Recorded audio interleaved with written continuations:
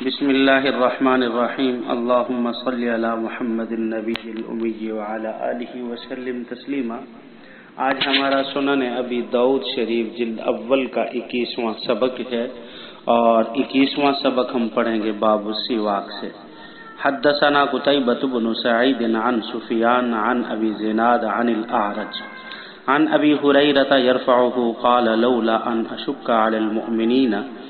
لأمرتهم بتاخیر العشاء او بالسواک عند كل صلاۃ۔ حضرت قتیبہ بن سعید بیان کرتے ہیں سفیان سے اور وہ ابی زناد سے اور وہ اعرج سے، اور یہ حضرت ابی ہریرہ رضی اللہ تعالی عنہ سے مرفوعا نقل کرتے ہیں کہ قال لولا ان اشک علی المؤمنین، کہ رسول اللہ صلی اللہ علیہ وسلم نے فرمایا کہ بھئی اگر مجھے مومنوں پر مشقت کا خیال نہ ہوتا تو البتہ میں ان کو حکم دیتا عشاء کی نماز تاخیر سے پڑھنے کی اور ہر نماز کے وقت مسواک کرنے کا حکم دیتا۔ اگلی حدیث حدثنا ابراہیم بن موسیٰ اخبرنا عیسیٰ بن یونس حدثنا محمد بن اسحاق عن محمد بن ابراہیم التیمی عن ابی سلمۃ بن عبد الرحمن عن زید بن خالد الجہنی قال سمعت رسول اللہ صلی اللہ علیہ وسلم یقول لولا ان اشق على امتی لامرتهم بالسواک عند كل صلاة قال ابو سلمۃ فرأيته زیدا یجلس في المجلس فإن السواک من اذنه موضع القلم من اذن الكاتب فكلما قام الى الصلاة استاک۔ دیکھیں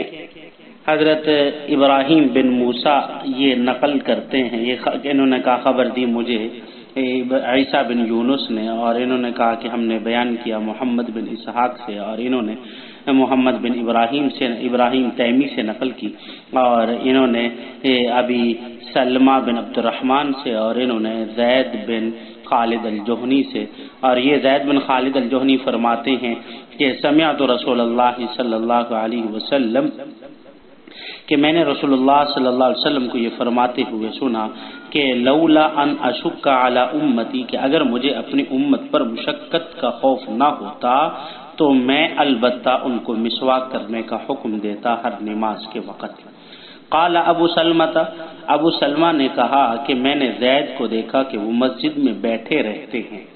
فرأیت زیدا یجلس فی المسجد، وہ مسجد میں بیٹھے رہتے ہیں، فإن السواک من اذنہ موضع الکلم، اور مسواک ان کے کان پر لٹکی رہتی ہے قلم والی، جہاں پر کاتب کی قلم رکھتی رہتی ہے اس جگہ پر، فکلما قام الی الصلاۃ استاک، کہ جب آپ صلی اللہ علیہ وسلم نماز کا ارادہ فرماتے تو پہلے مسواک کرتے۔ اگلی حدیث حدثنا محمد بن عون الطائی حدثنا احمد بن خالد حدثنا محمد بن اسحاق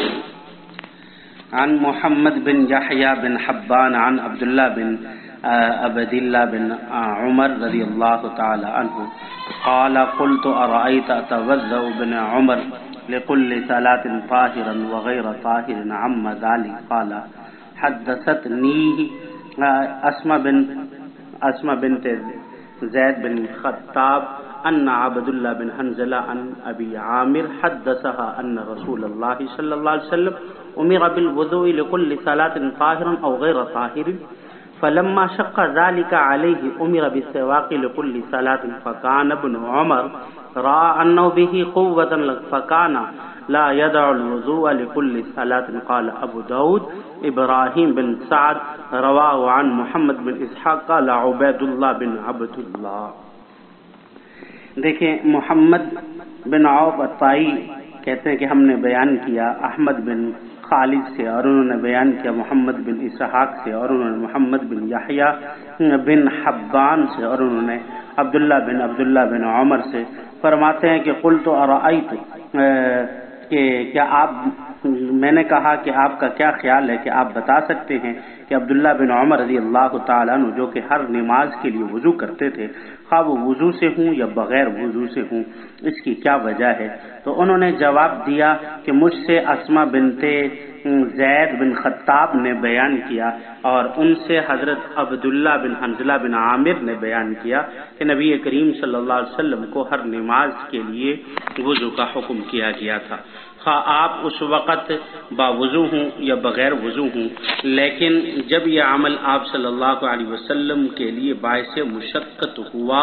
تو اس کے متبادل ہر نماز کے لیے مسواک کرنے کا حکم دیا گیا ہے۔ چنانچہ حضرت عبداللہ بن عمر رضی اللہ تعالی عنہ سمجھتے تھے کہ انہیں ہر نماز کے لیے وضو کرنے کی طاقت ہے، اس لیے وہ ایسا ہی کرتے تھے۔ امام ابو داؤد علیہ رحمہ فرماتے ہیں کہ اس حدیث کو محمد بن اسحاق سے روایت کرتے ہوئے عبداللہ بن عبداللہ کی بجائے عبید اللہ بن عبداللہ بیان کیا ہے۔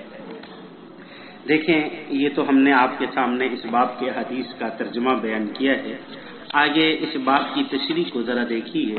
اس باب کے تحت ہم 4 باتیں بیان کریں گے۔ سب سے پہلے نمبر پر لغوی تحقیق، اور دوسرے نمبر پر فضائل و فوائد مسواک، اور تیسرے نمبر پر ایک مسئلہ اختلافی یعنی مسواک کا حکم، اور چوتھے نمبر پر قال ابو داؤد کی غرض۔ الامر الاول یعنی لغوی تحقیق دیکھی کہ السواک جو یہاں بیان کیا گیا ہے، سواک کے 2 معنی ہیں۔ ایک مصدری معنی، اس کا مصدری معنی بنے گا مسواک کرنا، اور دوسرا اسمی معنی، اسمی معنی اس کا بنے گا ما یستاق بہ، یعنی وہ چیز جس سے مسواک کیا جائے۔ اول معنی کی صورت میں عنوان میں حذف مضاف کی ضرورت نہیں ہوگی، اور دوسرے معنی کی صورت میں مضاف کو حذف ماننے کی ضرورت پڑے گی، اور عبارت یوں بن جائے گی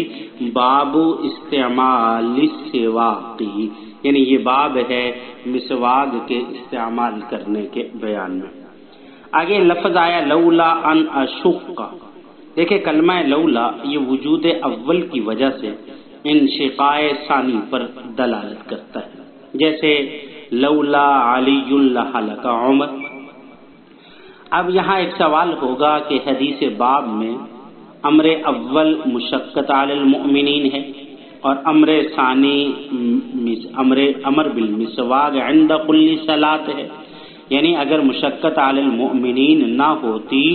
تو میں ہر نماز کے وقت مسواک کرنے کا حکم دیتا، تو معنی یہ ہوگا کہ مشقت پائی گئی اس لیے مسواک کا حکم نہیں دیتا۔ حالانکہ مشقت تو نہیں پائی گئی، کیونکہ مشقت فرع ہے وجوب کی، اور وجوب فرع ہے امر کی۔ جب امر ہی نہ دیا گیا تو وجوب نہ ہوا، وجوب نہ ہوا تو مشقت نہ ہوئی، تو وجود اول نہ ہوا، تو پھر لولا کا استعمال یہاں کیسے درست ہو سکتا ہے؟ دیکھیں یہ سوال، اس کا جواب یہ دیا گیا کہ یہاں مضاف محذوف ہے۔ عبارت یوں بنے گی لولا خوف المشقتی، کہ خوف مشقت ہو، اور خوف مشقت تو پایا گیا ہے کیونکہ یہ امر کی فرع، خوف مشقت یہ امر کی فرع نہیں ہے۔ اللہ رب العزت ہمیں یاد کرنے کی، عمل کرنے کی توفیق عطا فرمائے۔ وما علینا الا البلاغ۔